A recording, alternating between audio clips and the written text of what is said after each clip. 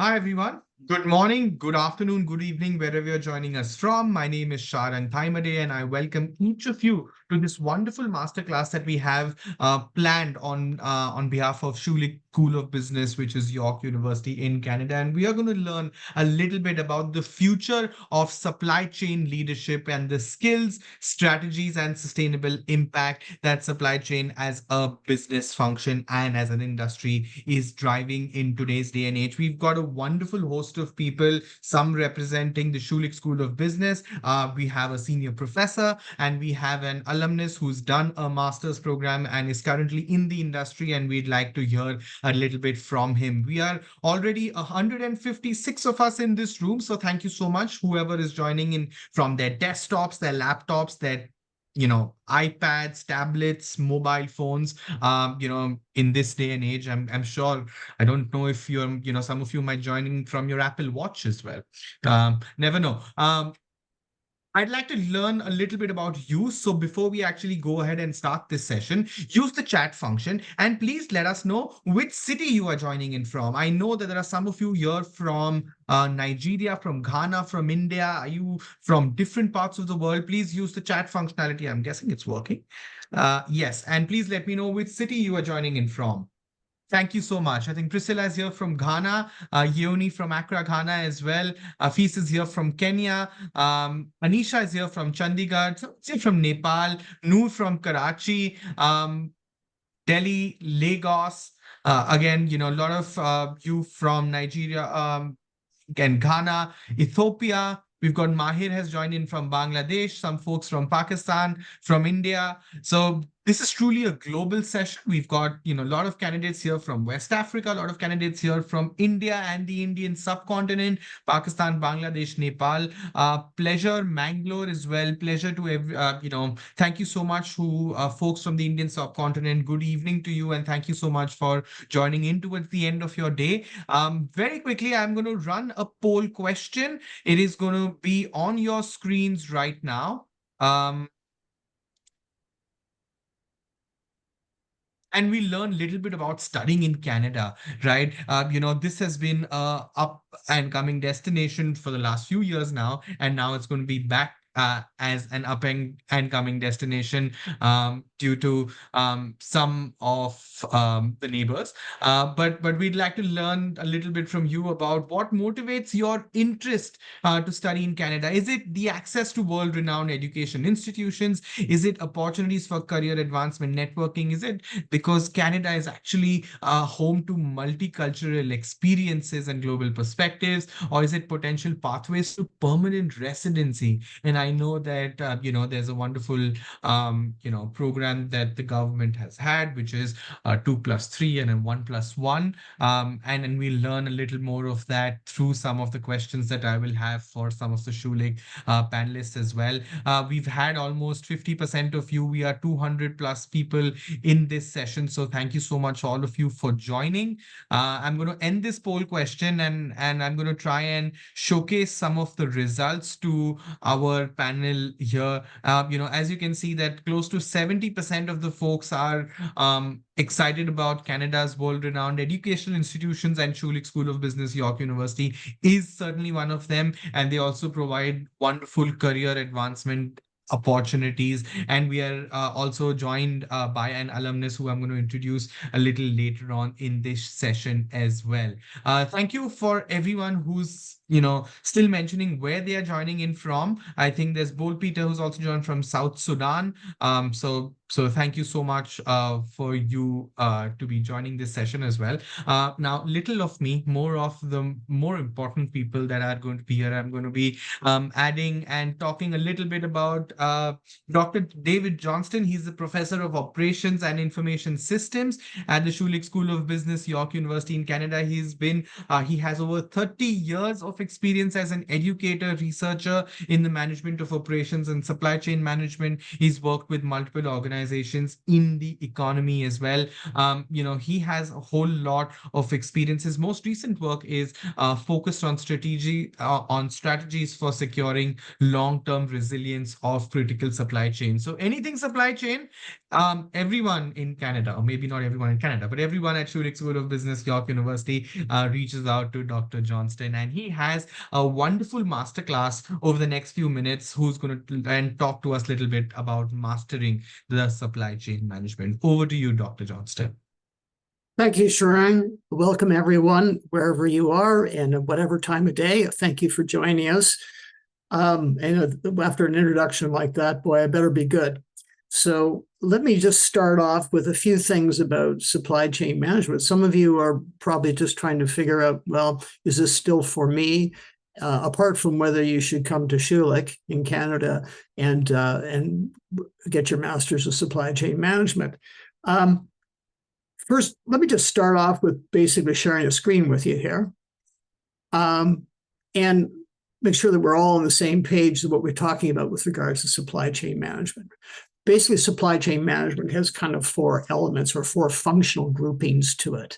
We do demand management, which is kind of the forecasting and scheduling, a lot of the planning activities, inventory management. Then we have the logistics and transportation people, like the planes, boats, trains and trucks, and all the distribution centers that connect them. So basically the whole logistical network that gets product from A to B. And then we have operations, which is a lot of other things that are going on, not only in those distribution centers, but also in factories, in distribution centers, and in retail outlets and stores, and have a lot to do with how we manage the processes of the organization. And that includes process. Yes. Sorry, David, you're just showing, from what I see, you're actually showing the back, not the presenter view of the slide. Oh, I see. Oh, sorry, this is not on a display. So 1 second here.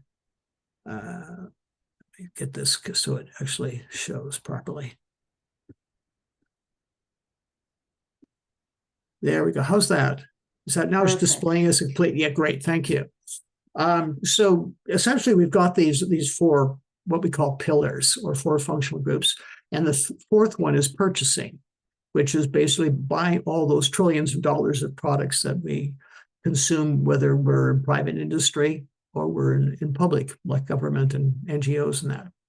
And what we're trying to do in all 4 of those functions, apart from bring them together end to end to get products from A to B, from the people that produce them to the people that consume them, is our mission, our performance is focused on getting the right product to the right customer in the right quantity at the right time, and in the right, oops, excuse me, this thing's still not displaying properly.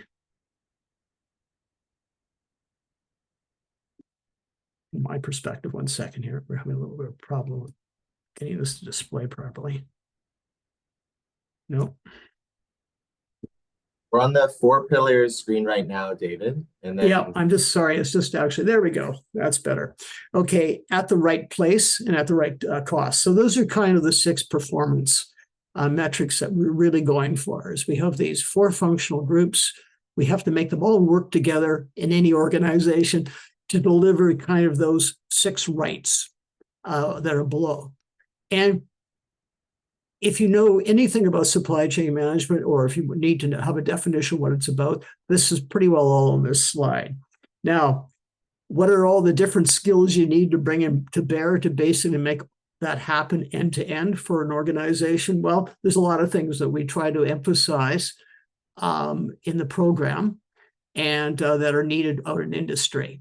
And this was actually a competency pyramid that shows all the different bits and pieces that make up a good supply chain professional. And it was put together by one of our Canadian industrial associations in cooperation with myself and some other academics, and with practitioners actually in the field of supply chain management. And you can get a copy of this, by the way, from our recruitment people, and who would be willing to share that with you. But basically what it says is there's, at the bottom of the pyramid, there's all these attributes or these personal skills and knowledge that you need to have to get to what are these different functional groups that I was just talking about that's at the top of the pyramid. And connecting the two is this middle layer of your ability to handle issues such as sustainability, such as new technology, and resilience, to that somehow connects your personal experience and skills to your ability to do those functions, to get those 6 rights working for you. Okay. And that's what we do in the program is class by class, we build a lot of these attitudes, skills, knowledge components. And we try to do it in an interactive and experiential way. And we'll talk a little bit more about that in a second. So there's a few things that are happening other than just running those 4 pillars that we talked about in organizations. We're spending a lot of time in industry and getting our graduates to be able to achieve not only hitting those 6 rights, but also dealing with various issues that allow you to do that. For instance, developing supply chain competencies which support revenue growth, because obviously what we're doing, particularly in private industry, is creating new customers and better serving them.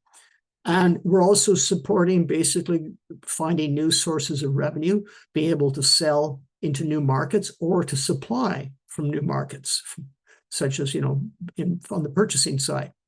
We're dealing a lot with technology, data-driven decision-making. Artificial intelligence, of course, is happening, and it's happening at a very rapid pace. And there's a lot of great opportunities, plus also some issues with how to integrate that. And of course, you don't talk about changing things such as distribution centers without talking about robotics and automation. Sustainability, this is always going to be with us for this generation's life as we deal with basically how to deal with climate change and how to deal with converting our economies to a low carbon status. In more specific to supply chain management, we'll need to deal with electrification, which is basically converting over from diesel and gasoline and other fossil fuels to actually having things that are driven by electricity, not only to lower our carbon footprint, but in some cases just to lower the level of pollution to make some of our communities livable. We'll, of course, have ongoing through most of the G7 or developed economies. We're dealing with issues such as basically good maintaining human rights at work. And that includes removing forced labor and making sure people have livable wages. And so in general, there's a concern here with basically the social value of the work that we're doing in our supply chains. And this is not only whether you're in government or in private industry. And of course, the other thing that we're dealing with in supply chains that is managerially important for supply chain professionals is, of course, you manage other people. And what we have particularly in the developed world, is an aging workforce. In the developing world, where some of you are coming from, or where your economy is in a high growth stage or in the process of taking off, of course, you have a younger workforce, which is a different set of issues with how to manage them better. We see in economies shift from blue collar to white collar productivity issues. Definitely with artificial intelligence, we are dealing with not only, we're not dealing with just traditionally with how do we get more productivity out of people doing manual labor. We're concerned about how do we get more productivity out of people doing knowledge work. And then, of course, workforce productivity in general. So all those people that we currently have employed in supply chains, whether they're driving trucks, they're working in warehouses, they're stocking shelves in stores, they're doing all these different tasks. The question is, are we getting enough productivity so that we're economically viable? But the folks for the presentation suggested that I talk a little bit about something topical, and they suggested tariffs and supply chains. There's lots of things we can talk about because supply chain is about getting the work done of organizations. So there's lots of issues about how you actually get things done. And so tariffs are, of course, kind of go into the category of a geopolitical risk as they currently are experienced. So we've had basically a change over the last 4 or 5 months where it's shocked the supply chains of a very powerful member of the global trading community deciding that basically for various political reasons, they want to basically impose tariffs on their trading partners. And of course, that has triggered various countervailing tariffs from these countries. And in general, if you talk to an economist, this is a bad idea. That's not how we got here, of having the current international economy with the level of gross domestic product that we have across the globe, and where economies in general have grown over the last few decades and brought some certain countries out of poverty and brought them into being middle-income countries. But here we are now in a supply chain people. Our job is to get on with how do we move the products around the world in an economic way, in a sustainable way.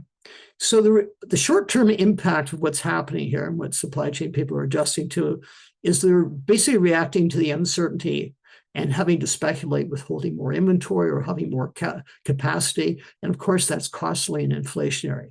Business in general does not like uncertainty, and this is a fair bit of uncertainty because exactly things like this happen. We accumulate extra costs to be able to cover our bets, our commitments to customers. Firms are pulling back on employment when orders become uncertain and capacity is unavailable. We also are going to, of course, have smaller margins in those situations. That means there's less capital to invest in new plants and new distribution and new products. The tariff-free type of sources available are in general often not available in the short term, and they take a long time to create. If you have to decide now you're going to actually make something instead of buy it from somebody in another country, you have to go through the process of developing that process and building that facility and training that workforce. And that doesn't happen overnight. If you're being priced out of a source of supply, often means you're going out of business unless all your competitors are going through the same experience. And of course, consumers are willing to pay more for whatever that product is and not substitute something else or just stop doing it. So these are all the short-term effects that create a fair bit of uncertainty that tend to be bad for the bottom line. And that's more or less what we're experiencing in its early days still, pretty well across the board.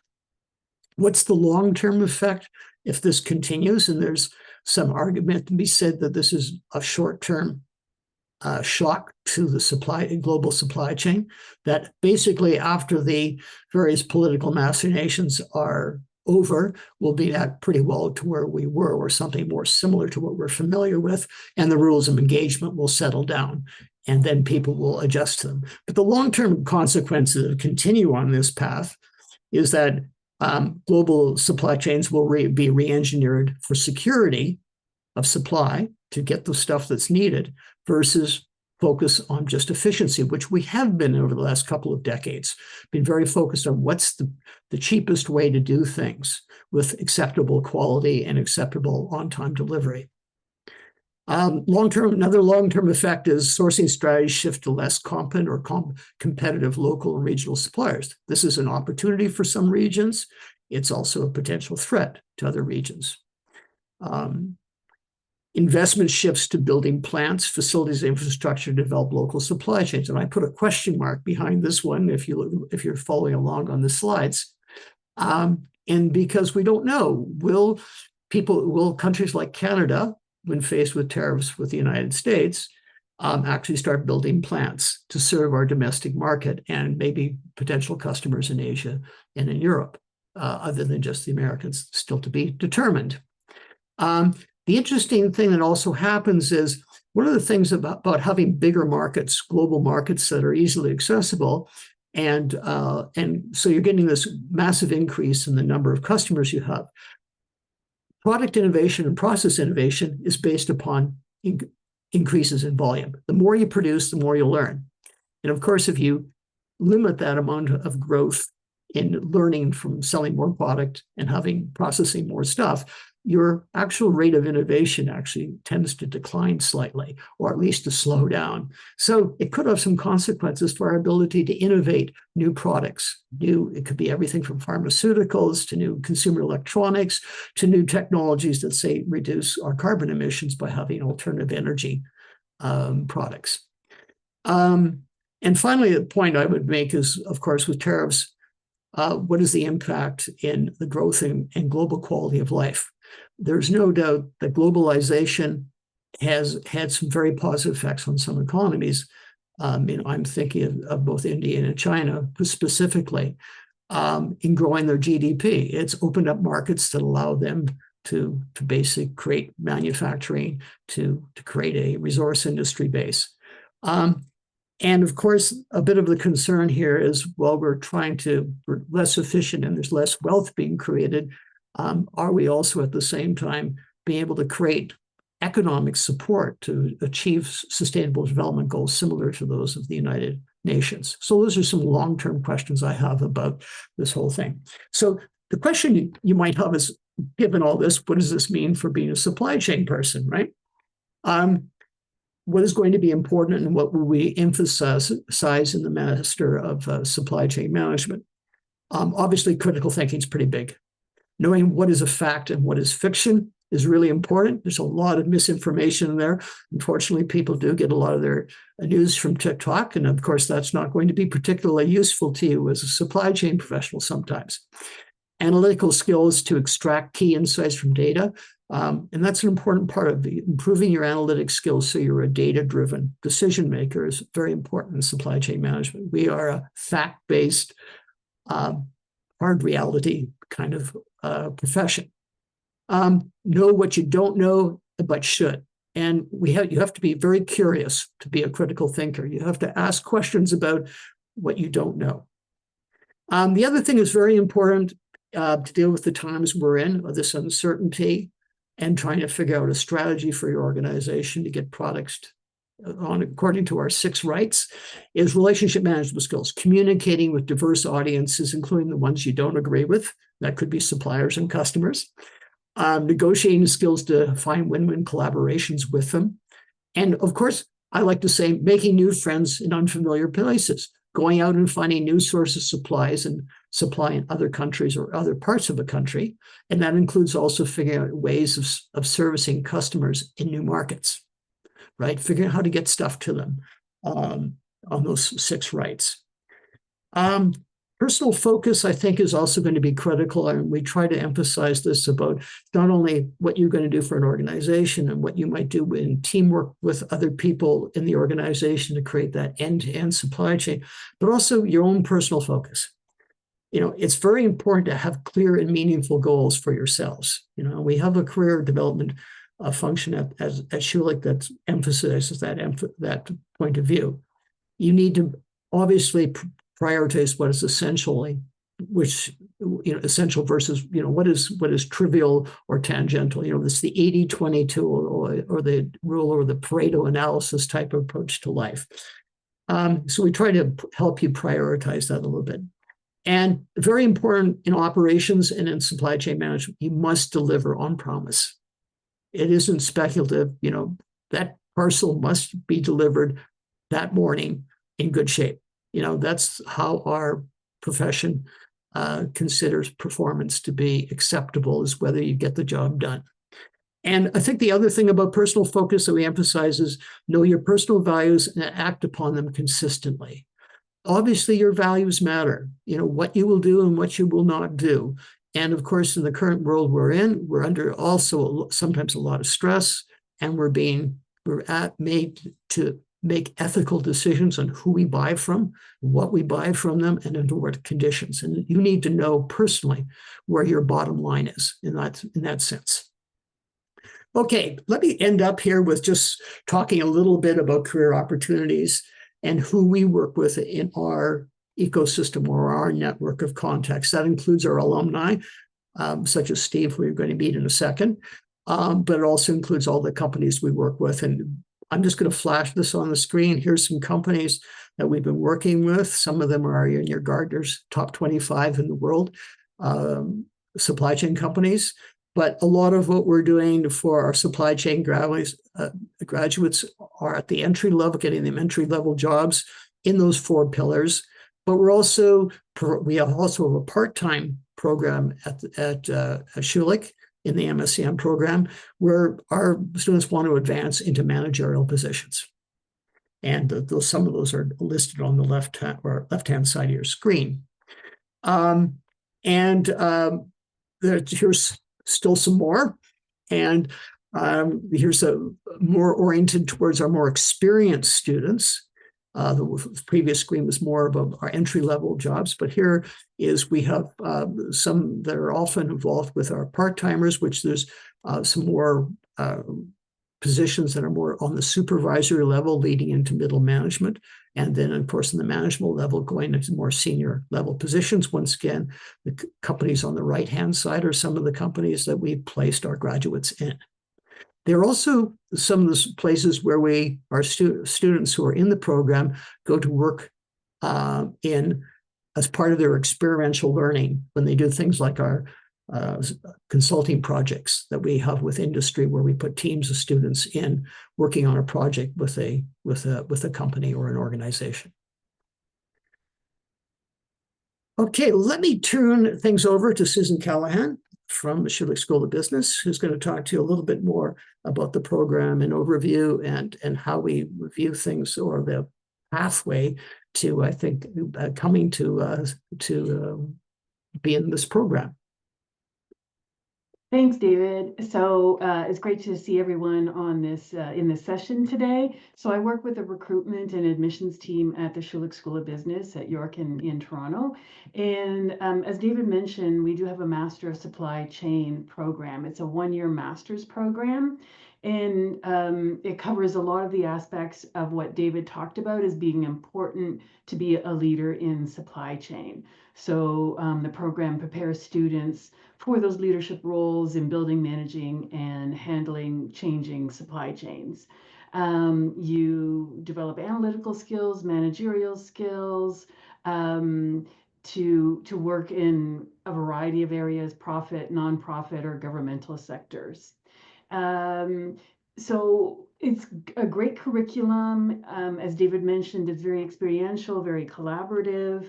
There's a variety of courses that cover all aspects of supply chain.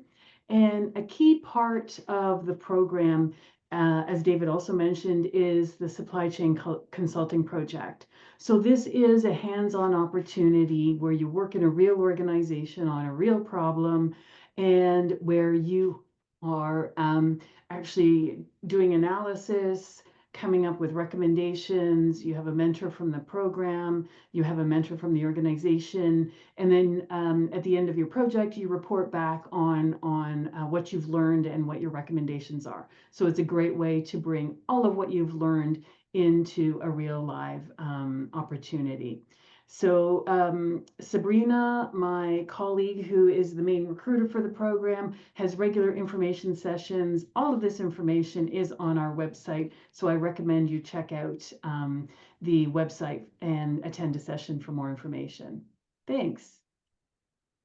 I'm going to pass it over to Carl, who will talk about the MBA program at Schulich. Hi, everyone. My name is Carl Sachs. I'm one of the admissions directors here at the Schulich School of Business. I oversee admissions to the MBA program, the real estate and infrastructure program, and a few other programs. But today we're going to talk about supply chain management in a little bit more detail. And I can highlight how supply chain fits into our MBA program for those of you who are considering a broader management degree with flexibility to specialize in a few different areas. So the Schulich MBA, it's consistently ranked one of the top MBAs in Canada by organizations like The Economist, Forbes, and Corporate Knights. And the program offers a dedicated specialization in supply chain management, allowing students to take a deep dive into topics like global logistics, operations strategy, procurement, analytics, and several other areas, while also building a strong general management skills in areas like finance strategy and leadership. So this is a great option if you want to keep your career path open to roles that span supply chain and beyond. So many of our MBA grads pursue consulting, product operations, or leadership roles in companies where understanding supply chain is key, but not the only focus. You can also combine this specialization with another one. There are over 15 specialization areas to choose from within the MBA program. So students often pair supply chain with strategy or sustainability or business analytics to give themselves a competitive edge. The total duration of that MBA program is 16 to 20 months, and we have intakes in September and January. For our international audience here today, you're likely to be looking at that January intake due to the study permit processing time. But applications are open now. We have our next round deadline coming up soon. That's some high-level information. We do have an Ask Me Anything session coming up that starts in about an hour, so maybe 30 minutes after this session ends. That's at 12 noon today. So I'll drop the link into the chat. If anyone wants to join us for that Ask Me Anything session, we'll be doing deep dives into the nitty-gritty, deep details about the MBA program, including requirements, scholarship availability, career outcomes, and anything else. I'm going to drop that into the chat right now. And while I'm dropping that in the chat, I'm going to pass it back to the SEED team.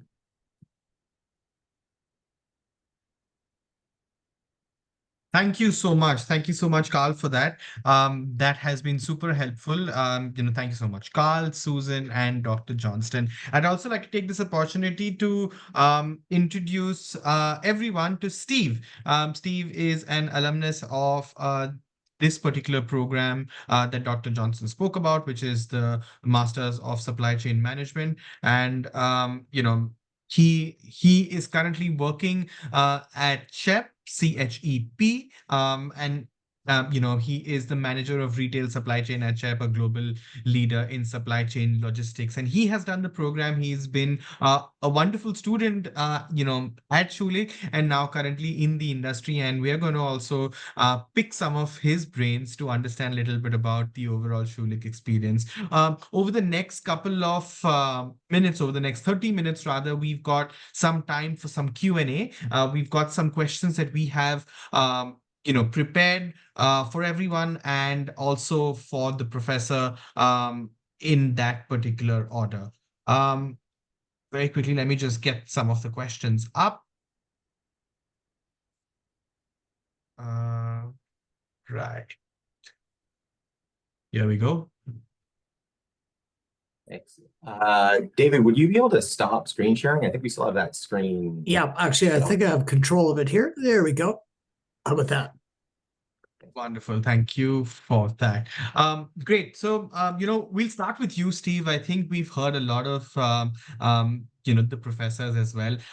In a couple of lines, could you encapsulate for the 292 odd participants, what was the Schulich experience like? How, feel free to talk about your background, what made you apply to Schulich, what made you apply to this particular program, and in 1 or 2 lines, if you can talk to us about how you could summarize your Schulich experience. Yeah, absolutely. First of all, thanks for having me here today. It's always a pleasure to present the school and participate and engage with newcomers and potential learners. So my name is Steve Kemp. I'm manager of retail supply chain at CHEP. So my journey in supply chain management started about a decade ago in logistics coordinator role. So I was really drawn by the nature of the industry being fast-paced, and I really loved solving problems and collaborating with other functions of the supply chain just field. So I quickly evolved into multiple roles. In about 10 years, I was able to work in inventory management, logistics operations, but I felt that as I grew professionally, I wanted to contribute more on a strategic level. I had the operational background, but I feel like I was still missing the leadership skills and the global perspective to be able to manage at an executive level. So I thought about having a supply chain management degree to really strengthen those abilities. And the Schulich program really stood out because of the way that the program was integrated. So the curriculum is really highly focused on industry, supply chain management industry content. And the way that it was integrating different aspects of supply chain was really attractive to me, from strategy to analytics and even new concepts and trends like digital transformation and sustainability. I felt the faculty also have very strong industry experience. And the opportunity to learn from people of different backgrounds was also an important factor to me. And I really wanted a program that's in person. And the fact that it's really located at the heart of Toronto made it an easy commute for me, being a working professional. And I think one thing that was also important was the work-life balance because of the part-time aspect. For me, working and also having a younger family, having the ability to complete the degree while at the same time remaining employed was a great advantage, but also giving me the ability to quickly apply the learnings into my work as well. And that helped me really progress or develop newer skills in a really good manner. In terms of experience, I mean, the program was really great. It had a comprehensive impact on who I am today. I had the ability to meet a lot of new people. I think my networking was a little bit weak. I did not have a chance to know or talk to people outside of my own industry.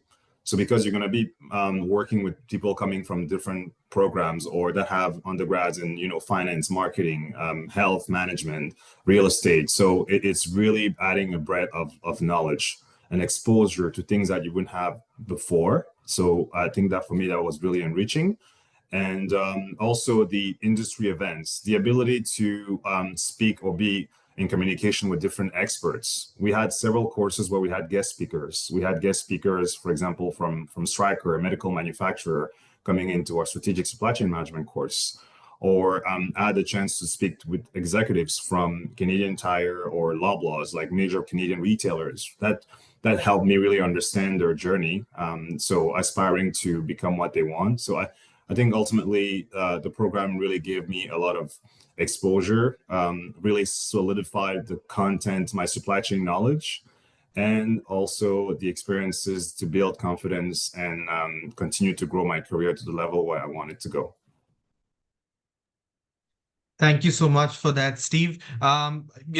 We've heard from a student and now an alumni perspective. Dr. Johnston, I know you've spoken about supply chain management as a masterclass, but would you like to throw some lights as a faculty, teaching so many students and seeing so many international students come into the program? What are some of the 2 or 3 really top USPs about this particular program that you might not be able to compare with some of the other universities offering a similar program? Right. So that's a big question. There is differences between different programs that are in this field. There's, by the way, not enough Masters of Supply Chain programs, and there's not enough MBA programs that have a specialty in supply chain management out there to meet demand. Because we have, and particularly in older countries or developed countries such as Canada and the United States, you have an aging population. In other economies in Africa and Middle East and in Asia, where there's a younger demographic, there might be more opportunities. And of course, there's often growth in whole sectors that require a whole whack of new folks. So that's the first thing I would note. And I'm glad that the people are on this call, because this is a really important profession to be in, to have an impact on things like sustainability. And let me speak to that as a differentiator. Our school, Schulich School of Business, is a leader in sustainability. And so it's no surprise that the Master's Supply Chain Management and the MBA program both have a very strong orientation towards sustainability. Once we get over things like worrying about tariffs in the short term, we will move on to the bigger issues, which is how to create a sustainable environment, a natural environment, and a sustainable society. So the places where we live in our communities have to be sustainable. And a large impact of that is the supply chains that we've created to provide us with the goods and services that make those societies have a great quality of life. So the Schulich School has a very strong orientation to, yes, we're about business. We're about costs and quality and on-time delivery with the traditional metrics of supply chain management, but we're also about the consequences of our decision-making on those 3 metrics and how they impact people's lives and our environment. So that's one thing I would suggest is also a differentiator with what we do. Speaking specifically about also about the Master of Supply Chain Management, is we have a very strong orientation to hands-on learning. We do like case studies. We do like people having very robust discussions in classrooms, in-person classrooms.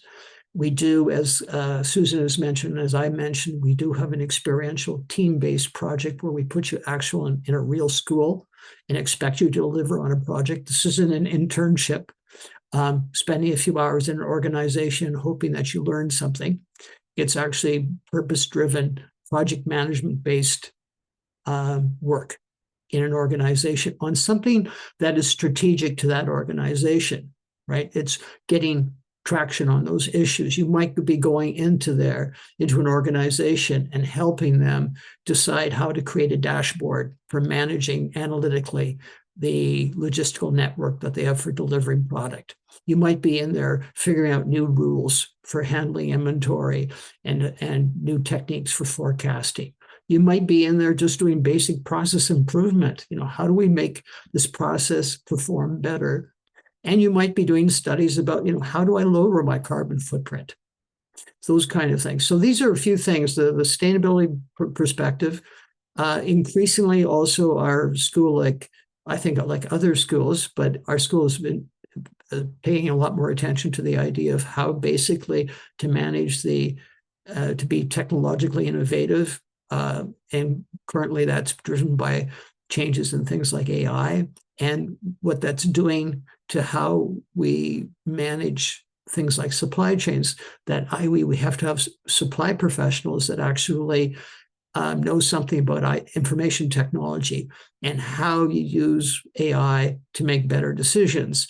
I noticed I was looking at your Q&A session there, Sharang, and one of the people asked, do we train people in SAP and some other enterprise resource planning technologies? And we actually do that in one of our courses, not specifically because they need to know all these different brand names, but they need to know how to make data-driven decisions so that they can drive their organization forward.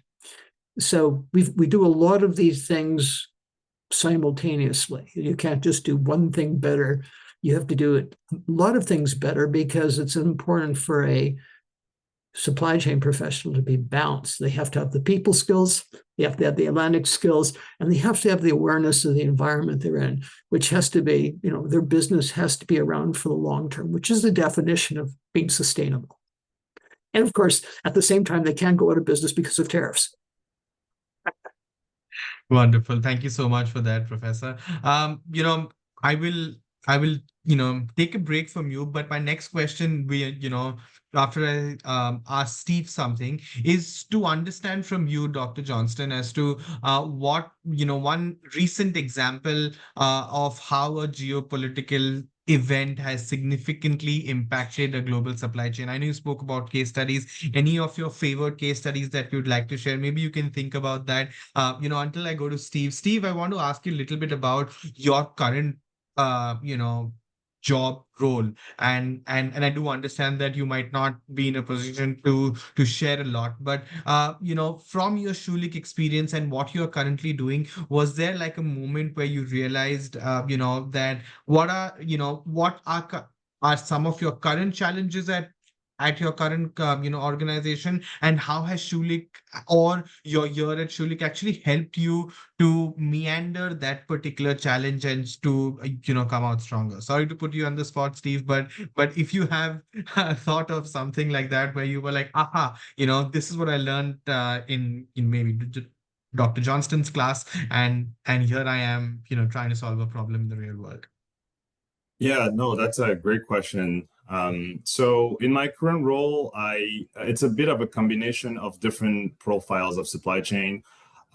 So I'm working with manufacturers and retailers that are customers to our company, and really trying to create partnerships that build efficiencies.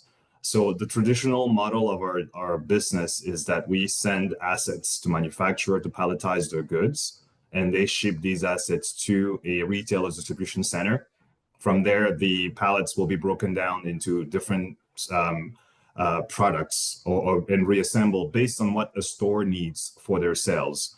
Then it's shipped to the store. When the assets are consumed by the final consumer, it returns back to us. And what we realized was that a lot of these assets coming back to us were in good condition. So we're trying to find a way to keep them into the supply chain by facilitating a trade between the retailer and the manufacturer directly. So there's a lot of benefits to it. Sustainability is being one of them now, because you reduce the trucks on the road. The traffic is being more fluid. You're also reducing the emissions. Also the savings from a transport perspective are huge. So we're making sure that we're collaborating in this manner to provide some benefits to each participant. So one challenge that we have in terms of service, but also cost, is that with inflation, the way things are going, transportation costs are being really high. And I think some of the things that I've learned through the program was really how to build a strategy to optimize your network and also reduce costs. So courses that I think about are strategic supply chain management. So collaborative planning and replenishment. These are concepts that we studied in class. I think about design and management of organizational processes. So I think it's almost 5212. I think that was a great course that really offered me tremendous support, because it really helped me break down processes in a better way, evaluate each step, and really find the bottlenecks. What step in the process has the highest opportunity in terms of adding value to our supply chain or the customers. So doing all these things actually enabled me to come up with some significant savings in last year's targets that we had, because I was able to really put together the knowledge that I gained from the program and the experience that I had previously in logistics and operation to help me come up with a solution that can drive value for the business and for my own position. Right. Previously, before joining the program, I had a lot of logistics and operational experience, but I lacked the supplier relationship management knowledge. And I think that's something that the program really helped me have. I didn't have any experience in demand planning and any experience in procurement. So those two courses helped me really understand, like, what is the how can we build a better forecast, for example, for the assets that are coming back to us? How do we collaborate with our customers to have a better forecast? How do we find a strategy to build a better contract with our suppliers? Because I felt like we had service level agreements, but I didn't feel like they were really encompassing all the metrics that should have been looked after. For example, we didn't have anything on emissions reduction from a sustainability perspective, which we started looking at and recording. Or we didn't have the way we were performing, measuring performance management was okay, but it was very basic. So the digital transformation is another aspect of it. So now in the last 6 months, we implemented a new software by working with a company based out of the UK. And so another recommendation that after thinking, and I think it's, the critical thinking, that strategic aspect that the program gives you, that I feel now as I reflect on what I used to think or how I used to work before, that I didn't have, that the program really gave me. And I think that's really critical, especially with my long-term career goals, as I really start aspiring into more senior leadership roles. So I think the program is great, all these aspects, all these different courses, and even the capstone, having the ability to apply these learnings in a project with a real company, invaluable learning, a tremendous experience. So hope that answers the question. It does. Thank you so much for that, Steve. We'll come back to Dr. Johnston and his, most recent or his favored, geopolitical situation and how it has impacted supply chain, either positively or negatively. I leave that to you, Dr. Johnston. Actually, I'll end with what you're asking for, but let me give you 3 examples of case studies that we were involved with, that we wrote up and were part of the curriculum that Steve was a part of. I think 2 of them he was involved in, and these are case studies that we presented to the students as case competitions, where they, as teams, compete to make recommendations to the actual management team of the organization. And this is often in a competitive situation where the teams get up and they present their best stuff, and a panel of judges decide, who did the best job, And it's a very useful way of learning how to manage and to develop your communication skills and learn what's important to real managers. One that comes to mind is our largest railway in Canada is called Canadian National, and their challenge to our students was, give me a plan to convert all of our trucks from diesel and gasoline to electric. Give me a timetable, give me a business plan to do it, and make it happen. And I thought that was fascinating to see what they came up. And the company gave us real data to work with, and the students went to work at coming up with a real action plan. Just recently, we had Loblaws, which is Canada's largest retailer, employs over 120,000 people here in Canada, and also the largest private company in Canada.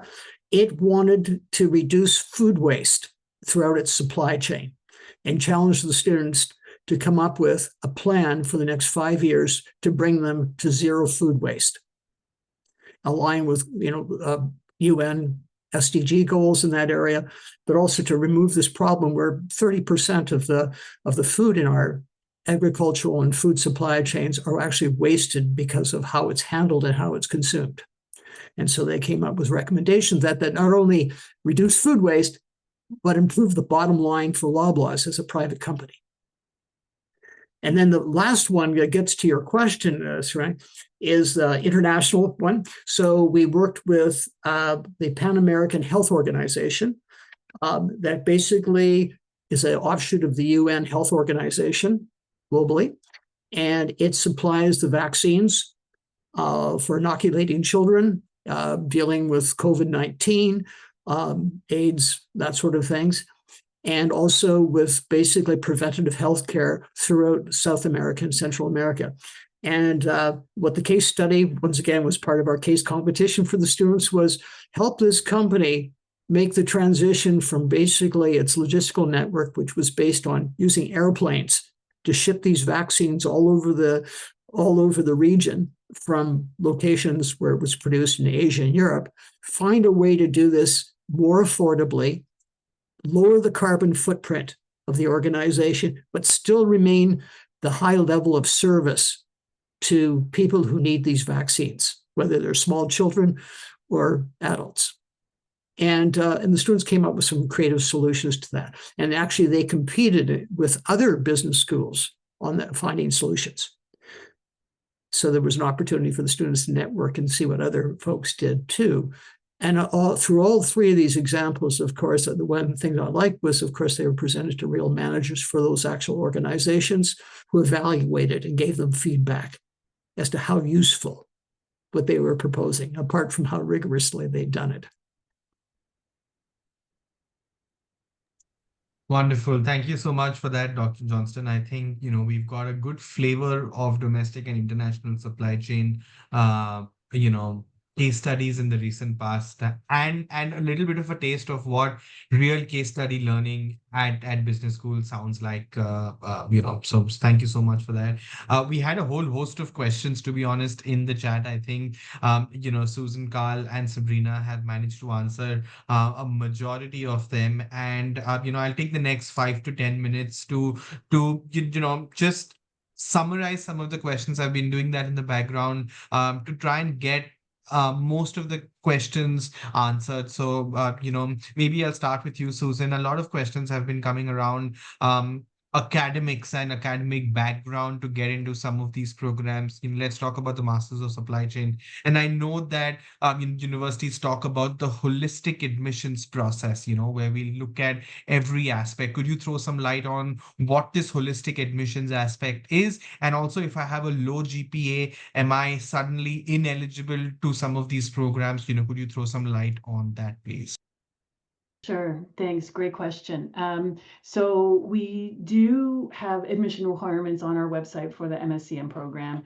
Academically, we'll look for the minimum of a 4-year bachelor's degree or a 3-year bachelor's degree with 1 year of postgraduate work experience. The GPA, so we calculate the GPA based on your last 2 years of academic university studies. So we'll start with your most recent studies and work backwards, because generally students' grades increase as they go through their undergrad or most recent university education. And we'll look for the equivalent of a B+ GPA or a 77%. I know internationally there's all kinds of different grading scales.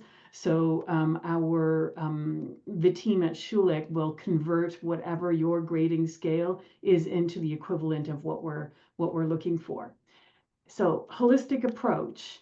So for the MSCM program, the Master of Supply Chain Management program, sorry, we love acronyms in higher education. So for the Master of Supply Chain program, we look for the equivalent of a B+ GPA. Now, a number of our students, for whatever reason, don't have a B+ GPA. So this is where our holistic approach comes in. If you're weak in one area of your application, then we look for strengths in another. So for example, if your GPA is low, then we would look at your work experience. Do you have work experience that perhaps shows leadership skills, perhaps is relevant to the supply chain area? Relevant to the area that you're looking to study in. We also would we ask for references, we do an interview, we look at your communication skills. So again, we're looking, if you have a weak area, we're looking for other areas of strength to offset that weak area, because we want you to be successful in the program. So that's how we take the holistic approach. Thank you for that. Just a follow-up question, Susan. There have been a couple of questions around application fee waivers, for candidates. Could you throw some light on if some of these candidates are going to be eligible for these waivers, and if yes, what is the process? Absolutely. So we'll be offering an application fee waiver to anybody who has attended this session today. So you don't need to do anything. We'll get the attendee list from Shreng, and we'll upload the application fee waiver to your application. It will be a limited time offer. So you would need to get the application fee waiver, you need to apply by our favorite day of the year, Canada Day, which is July the 1st. So by midnight Toronto time on July the 1st, you would need to submit your application in order to get the application fee waiver. Carl? I wanted to throw in one quick piece of context for that. Make sure that when you're submitting your application, or maybe you're already partway through the process already, or maybe you're at the earlier stages, you haven't started an application yet, make sure that you're using the exact same email address that you are using to attend this session, the communications you receive for this session. That is the email to which we will apply the application fee waiver once you've started your application. So if you're using a totally different email address, you will not get the application fee waiver. So keep that in mind. Thank you so much for that, Carl, as well. A couple of more questions around international student careers. Susan, Carl, Sabrina, anyone would like to share some insights on, not numbers, but if you have numbers, nothing like it, but a little bit about what an international student has in store as part of the career services team. What are some of the resources that Schulich provides some of the international students for career opportunities? So I'm going to go before careers with the whole application process. So we have an international relations team at the Schulich School of Business, which is unique to universities in Canada. So they are licensed immigration professionals. So they will provide tools and resources to help you when you're looking to apply for your study permit. So it can be a complicated process, and our international relations team will help you with that process. And they have great success with educating our incoming students about that. We have career services for everybody who attends a program at Schulich. The careers team, it's called the Center for Career Design, CCD, another acronym, but they've got both online resources, in-person resources. There's a whole range of resources. And the experience starts from before you actually start the program, through the orientation to joining the program, throughout the program, and then supporting you after the program as well. We have career stats for all of our programs on the website, so you can take a look. And the career stats for the supply chain program also have a page, a summary page about some of the resources that are available. As well as David and Steve mentioned, networking. The Career Center provides provides a lot of networking opportunities, but also the program does as well. And that's a huge opportunity to really land a role, to talk to people, to build your network. And networking in Canada is a primary way to land roles. So again, career stats on our website. Hope that answers the question. I would add another one to the Shrang is mention the alumni network at Schulich. Schulich has, I think last count was over 35,000 alumni, something like that. And the alumni are helpful because they come back as mentors for current people, both in the Master's Supply Chain Management and the MBA program. There's alumni mentoring opportunities. And that's very helpful for international people as they get their feet centered for basically if they're going to do business in North America, for instance, or they're going to come to Canada to actually live here, or even if they're going back to their own country, because we actually have alumni all around the world. And that's important. And so I take that into account too, as how international students are supported. And I would also note something that Susan did say, is that basically it's not just something we're open to helping people. We actually have people hired specifically to deal with. We're an international business school. And of course, that means international students that are supported, who will, we will go to very different situations. They might come to actually work in Canada. They might come to work in the United States. They might come to want to return to their own country, their of origin. Wonderful. Thank you so much for that, Dr. Johnston. I'm going to end with a question for Carl, and I know that we've already gone 3 minutes over time. Carl, there are 170 folks still here trying to listen in. A lot of questions have come about the overall application, and Susan and team have been kind enough to answer questions in chat and also through this presentation to literally list down everything that an application needs. But from your experience, Carl, could you share some of the application tips, some of the common mistakes you've seen students do, some of the things that Schulich would like to see in a candidate, in order to reach, the fact and as I see you've already shared links in the chat, but if you could summarize from your personal experience, that'll be helpful as well. Great, thanks so much. This is a great, helpful question. We have so many questions in the chat here about how do I prepare a strong application? What are you looking for? How can I put myself ahead, both for admissions, but also for scholarship consideration, right? So the key thing we're looking for our programs, broadly speaking, is do you meet the core academic requirements? You have a strong academic background. What does your work progression look like? For supply chain management, it's not necessarily required, but it is nice to see. But for the MBA program, we do require at least 2 years of full-time professional work experience following your undergraduate degree. We might need a GMAT or GRE score, but that depends on your academic background. Are you meeting these core things? That's the most important initial step, right? And if you have questions about that, join our sessions, check the website, reach out to our team. We can help guide you on that. And then there's the holistic review process. We want to understand, we ask for essays during the application process, and we want to learn more about you. We don't ask about those things frivolously. We want to understand your motivations. Why do you want to study in the MSCM? Or why do you want to do an MBA? And what specializations would you want to focus on in that MBA? What is your background? What are you looking to move towards? What is the dream job or ideal job you're looking to get immediately following the program? Where do you see yourself a few years after that? This tells us more about the thought process you put into the application process and that you're taking this process seriously. So that's one initial portion. We'll do for all candidates who apply to the program, we do a 30-minute interview. That's a Zoom interview. We'll ask you more questions about your candidacy and background, where we're hoping that you're going to reiterate your passion and interest in that particular subject. If we like everything we see there, one other thing that we're going to look at is your extracurriculars, the things that make you amazing outside of things like your academics and maybe what you mentioned in your essay and maybe what you've accomplished in your working life. We want to see how you contribute your community, because that tells us how you might contribute to the Schulich community after you've arrived here. So these are all factors we take into consideration. The extracurricular portion is really important for the scholarship consideration. Now, there are scholarships available for international candidates coming to the Schulich School of Business, but they are limited. So I saw a couple of questions about, is there a fully funded scholarship? Broadly speaking, no, there is not. So the expectation, for example, I'll speak about MBA, for a strong international candidate, someone could receive anywhere from maybe 10 to 30,000 Canadian dollars in funding. The full program is about 120,000 Canadian dollars for a 2-year program.